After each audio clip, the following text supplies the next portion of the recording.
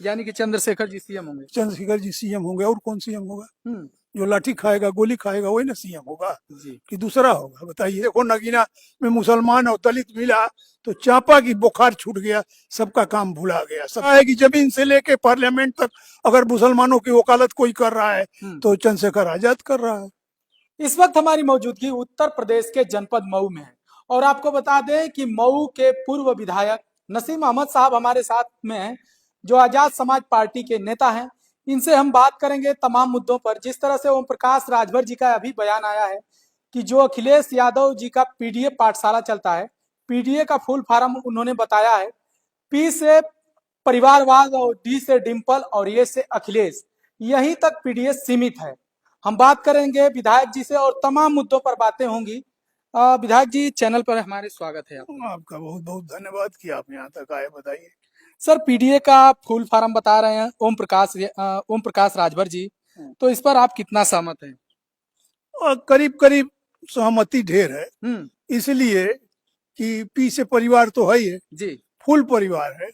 5 सांसद है, पांचों उनके घर के हैं जी। यादव। 5 सांसद है, पांचों उनके घर के हैं जी। और उसके बाद डी से डिम्पल हो ही गई और ए से जो अखिलेश कह रहे हैं, तो ए से अल्पसंख्यक जोड़ लीजिए, जो सबसे नीचे पायदान पर है, सबसे नीचे खड़ा है। ये कैसे?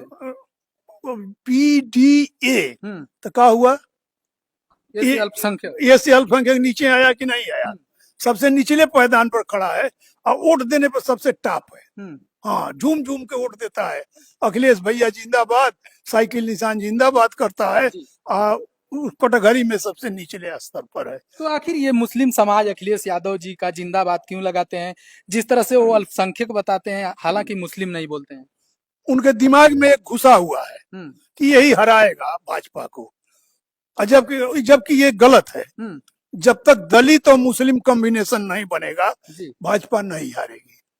और मोस्ट बैकवर्ड नहीं आएगा, तब तक भाजपा नहीं हारेगी।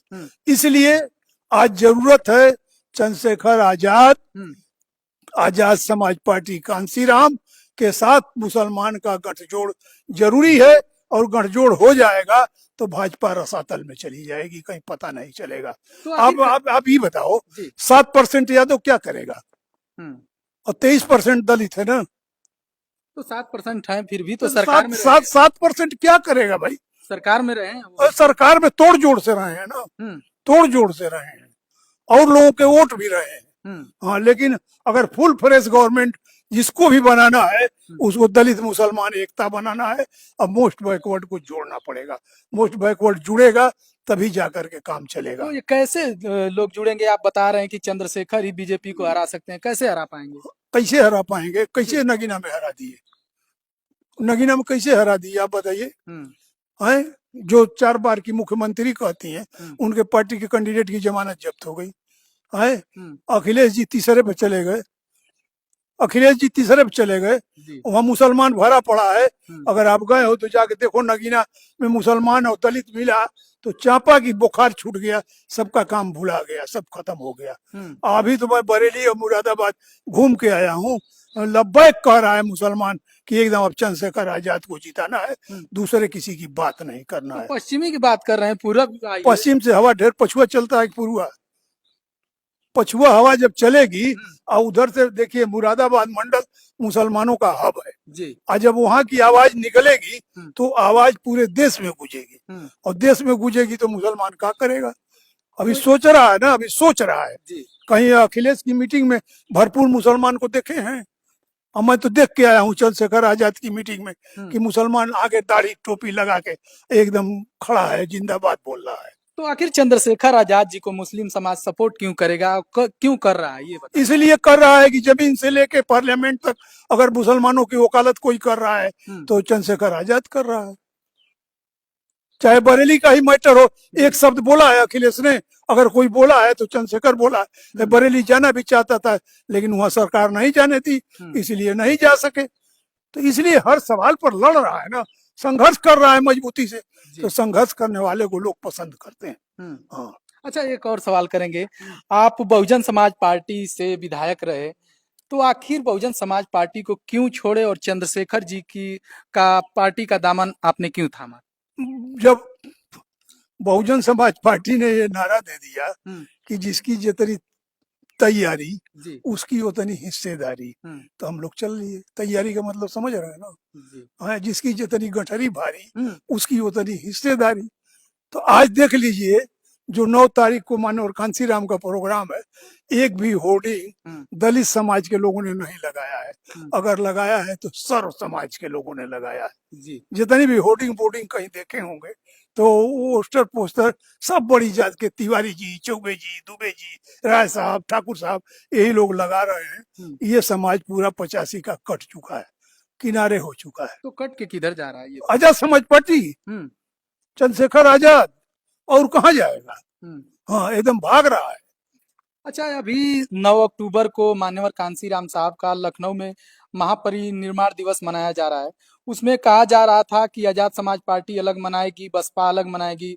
फिर अभी पता चला है कि आजाद समाज पार्टी का स्थगित कर दिया गया है लखनऊ का कार्यक्रम। ये तो बताइए, कुछ लोग कह रहे हैं कि चंद्रशेखर जी डर गए हैं।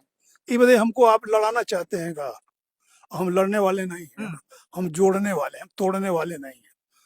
भाजपा अगर लड़ाना चाहती थी तो हमने लड़ने काम नहीं किया। हमने कार्यक्रम स्थगित नहीं किया, डाइवर्ट किया है। उसको लखनऊ में न मना के जिले स्तर पर मना रहे हैं।